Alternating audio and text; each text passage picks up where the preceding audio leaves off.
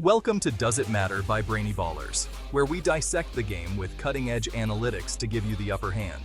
We analyze everything from hand sizes to average depth of targets to uncover hidden trends that no one else sees.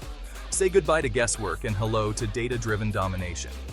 Because here at Brainy Ballers, we don't just watch the game, we understand it. So get ready, it's podcast time. Okay, let's unpack this. Today, we're digging into a question I know a lot of you have probably wondered about, especially if you're into fantasy football, maybe just curious about athletic performance. Yeah, the big one. Does a defensive end's 40-yard dash time, does it actually predict how well they'll do in the NFL? Specifically, for fantasy points. Exactly. We've got a detailed study here. Right. It crunched numbers from the NFL Draft Combine, looked at the top 50 fantasy finishers each year going way back to 2003, and crucially, they excluded defensive tackles, just focused on the ends. So our mission today is basically to pull out the key nuggets, to see what the data really says about this metric everyone talks about. And they were careful setting things up. They defined a bottom 10, which was the guys finishing 41st to 50th in fantasy points each season. Right. And why the top 50? Why that specific number? Well, they felt it was a kind of happy medium. It avoids getting skewed by players who barely played, but still gives enough data to compare the, let's say, the best versus the not quite best within that successful group. Okay, gotcha. So how did they start breaking down the numbers? What's interesting is first they just sorted the leaderboards into tiers just to spot trends. And they found something pretty striking right off the bat. In 16 out of the 21 seasons, they looked at the top 5 fantasy guys. They had the same or faster 40 times than the players ranked, say, 31st to 50th. So on the surface, that really points towards speed being key, doesn't it? It certainly looked that way initially. You see that and think, okay, case closed, speed wins. But knowing these deep dives, I suspect it wasn't quite that simple. Did they dig deeper? Exactly. They didn't just stop there. They wanted to find if there was like an optimal speed, a threshold for consistent top performance. Okay, how'd they do that? They used some pretty rigorous statistical modeling, charts looking at differences, lots of number crunching to pinpoint a specific best performing range. What did they find? Do you want to start dominating your drafts? At BrainyBallers.com, we've researched every metric under the sun for you to find which ones are best linked to fantasy points. You can access hundreds of metrics to sharpen your scouting ability so you know which metrics matter and which are just noise. Stop guessing on which thresholds to look for within each metric. Big numbers can be misleading or irrelevant.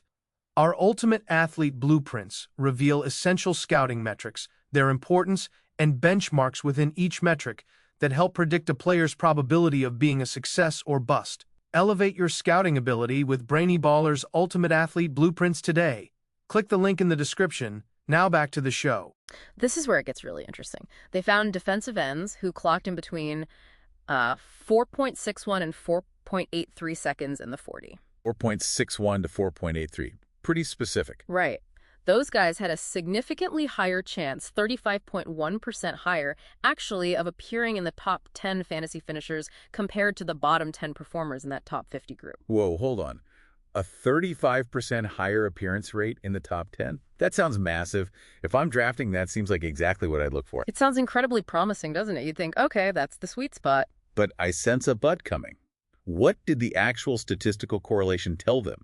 Did that strong link hold up under, stricter analysis? And that's the crucial part. When they calculated the statistical correlation, they used a Pearson value, which basically measures how strongly two things are linked. Right, like do they move together consistently? Exactly. The value they got was surprising. It was negative 0.071. Negative 0.071.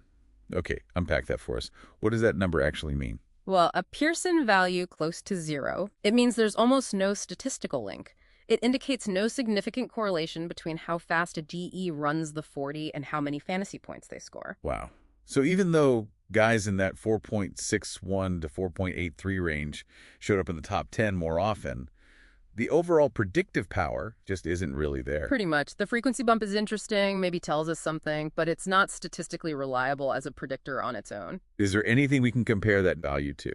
Good question. Think about something like quarterback draft capital. The Pearson value for QB draft capital's correlation with fantasy success was negative 0.219, more significant than the DE40 time. Okay. That puts it in perspective. And is this 40-yard dash thing, this lack of strong correlation, is it a recent trend or has it always been like this? That's another layer. The study suggests that, yeah, maybe decades ago, the 40 time held a bit more weight. But that trend, its significance as a predictor, it's generally been declining over time. Even with that little bump we saw in the optimal range recently, the overall statistical power is fading. Okay. So let's boil this down. What does this all mean for you, the listener? You're trying to cut through the noise, maybe for your fantasy draft, maybe just to understand the game better. We've dived into this DE 40-yard dash question. And while, yes, there's that interesting optimal time range, 4.61 to 4.83 seconds, where guys appear more often in the top 10. But the really big takeaway is that Pearson value, negative 0.071. It tells us there's no significant statistical connection to fantasy production. Right. So the ultimate takeaway seems to be the 40-yard dash. It's a piece of data, sure, but it's definitely not a reliable standalone predictor for fantasy success, not without that statistical backup. Exactly. Think of it as just one small piece, one tile in a much, much bigger mosaic you need to look at when evaluating a player. Which leads to a final thought for you to consider. We looked hard at the 40-yard dash today. What other athletic measurements, those combine drills that seem so obvious, might actually tell a more complicated, maybe even a different story once you really crunch the data?